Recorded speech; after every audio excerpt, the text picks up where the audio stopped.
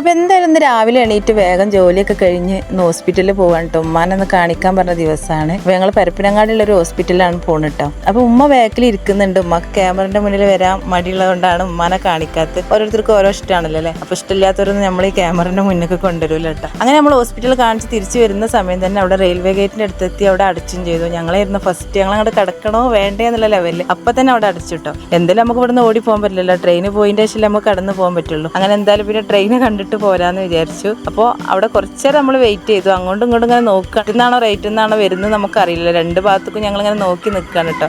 ആ സമയം തന്നെ പെട്ടെന്ന് ഇതാ ട്രെയിന് കൂവി വിളിച്ചു വന്നു കേട്ടോ. ട്രെയിൻ നമുക്ക് ഇനി റെയിൽവേ സ്റ്റേഷനിൽ നിന്ന് തൊട്ടടുന്ന് കണ്ടാലും അതിൽ കയറിയാലൊക്കെ വീണ്ടും കാണുമ്പോൾ നമ്മളെ വല്ലാതെ അത്ഭുതപ്പെടുത്തൂലേ.